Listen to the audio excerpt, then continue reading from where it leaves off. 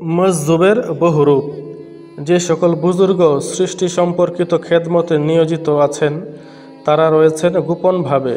তাদের শান হলো হজরত খিজির আলাইহিসসালামের মতো। তাদের খোঁজ পাওয়া বড় মুশকিল। তারা গোয়েন্দার মতো গোপনে থাকেন, এই জন্যে তাদেরকে তালাশ করা বৃথা। অপরদিকে যেহেতু তারা সৃষ্টি সম্পর্কিত কাজের জন্য নির্দেশপ্রাপ্ত এবং সে কাজে তারা বাধ্য, তাই তাদেরকে যদি সন্তুষ্ট রাখো তবে তাতে তিনি তোমার কোনো উপকার করতে পারবেন না। আবার তাদেরকে অসন্তুষ্ট করলেও তারা কোনো ক্ষতি করতে পারেন না। তারা যা কিছু করেন শুধুমাত্র আল্লাহ তাআলার হুকুমে করে থাকেন। ফেরিওয়ালা রূপে মজজুব। একবার হজরত শাহ আব্দুল আজিজ সাহেব রহমতুল্লাহ আলাইহির জামানায় এক ব্যক্তি তার কাছে গিয়ে অভিযোগ করল যে, হজরত, আজকাল দিল্লির শাসন ব্যবস্থায় বড়ই মন্থরতা ছেয়ে পড়েছে। সব কাজের মধ্যেই যেন কুয়াশা বিরাজ করছে, চারিদিকে যেন স্থবিরতা, কোথাও চঞ্চলতা নাই।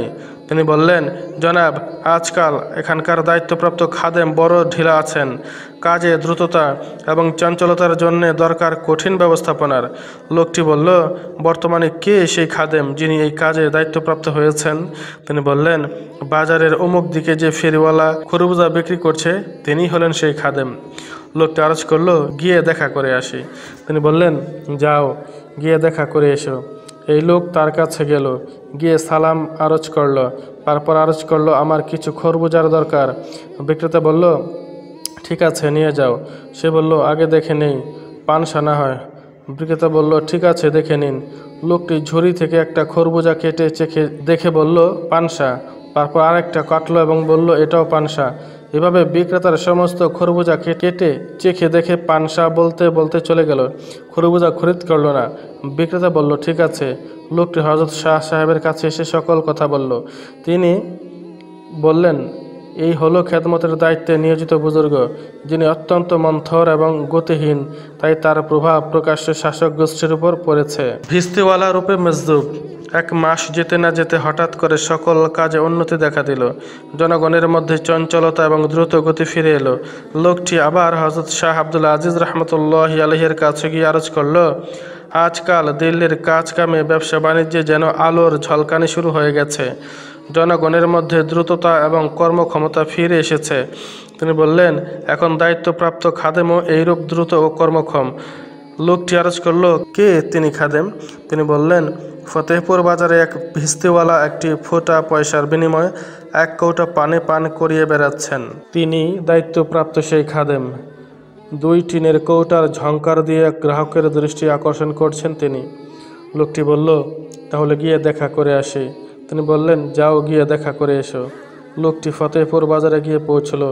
সেখানে দেখলো এক ব্যক্তি কাঁধে মশক নিয়ে ঘুরে বেড়াচ্ছে এবং কৌটা বাজিয়ে ঝংকার সৃষ্টি করে বলে বেড়াচ্ছে, 1 পয়সায় 1 কৌটা পানি। লোকটি একটি ফোঁটা পয়সা দিয়ে 1 কৌটা পানি চেয়ে নিল। পানিতে কোটা আছে বলে পানি ফেলে দিল এবং আবার পানি চাইল। তিনি জিজ্ঞাসা করলেন, আরও পয়সা আছে? লোকটি বলল, আমার কাছে আর পয়সা নাই। এই কথা বলার সঙ্গে সঙ্গে তিনি তাকে 1 থাপ্পড় মেরে দিলেন এবং বললেন, পয়সা যখন ছিল না তখন কেন আর কৌটা চাইলি? খরবুজাওয়ালা ভেবেছ বুঝি? এ কথা শুনে লোকটি দৌড়ে পালালো। হযরত শাহ সাহেবের কাছে এসে ঘটনা ব্যক্ত করল যে, হযরত, তিনি তো খুবই রাগী। হযরত বললেন, এবার তুমি দেখে নাও। মুচিরূপে মজজুব।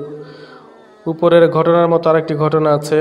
এক ব্যক্তি হযরত মাওলানা শাহ আব্দুল আজিজ রহমতুল্লাহি আলাইহির খেদমতে হাজির হয়ে আরজ করল, হযরত, আমি এই সৃষ্টির পরিবর্তনের খেদমতে নিয়োজিত বুজুর্গকে দেখতে চাই।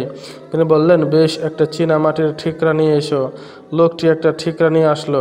হযরত শাহ সাহেব রহমতুল্লাহি আলাইহি তাতে কয়েকটি রেখা এঁকে দিয়ে বললেন, অমুক জায়গায় সরকারি সেনাবাহিনী ক্যাম্প আছে, সেখান থেকে কিছু দূরে এক ব্যক্তি বসে জুতা সেলাই করছে, দেখতে পাবা, তাকে গিয়ে ঠিকরাটা দিবা। লোকটি ঠিকরা নিয়ে সেই জায়গায় গিয়ে পৌঁছল। দেখলো এক ব্যক্তি বসে জুতা সেলাই করছে। জাহেরি চেহারা মুচির মতো বানিয়ে রেখেছিলেন। লোকটি তাকে ঠিকরাটি দিল। ঠিকরাটি দেখে তিনি জুতা সেলাইয়ের যত সাজ সরঞ্জাম ছড়িয়ে পড়েছিল এক জায়গায় জমা করলেন।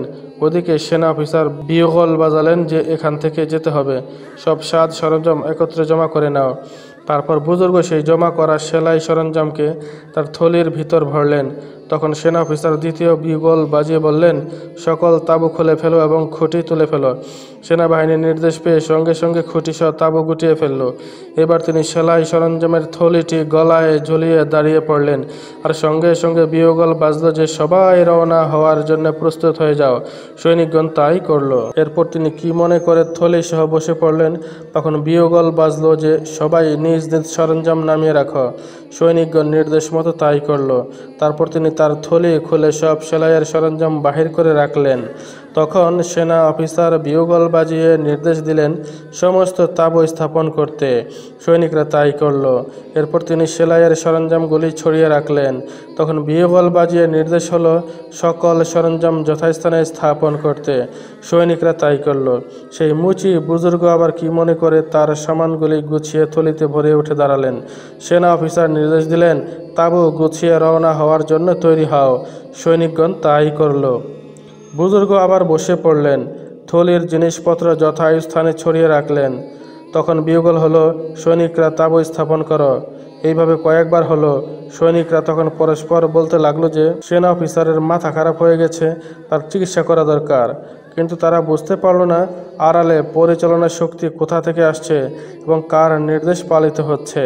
সেই লোকটি এই সব তামাশা দেখে সেখান থেকে দ্রুত হযরত শাহ সাহেবের কাছে এসে সকল ঘটনা ব্যক্ত করল। তিনি বললেন, আহলে খেদমত এইরকমই হয়ে থাকেন। কানপুরের ঘটনা। একবার কানপুর এবং তার আশেপাশে নামাজি এত অধিক হলো যে নামাজের ভিড়ে কোনো জায়গার বাকি থাকলো না। একটি সূত্র থেকে জানা গেল যে সেই সময় সেখানে যে কুতুব ছিলেন তিনি নামাজি ছিলেন।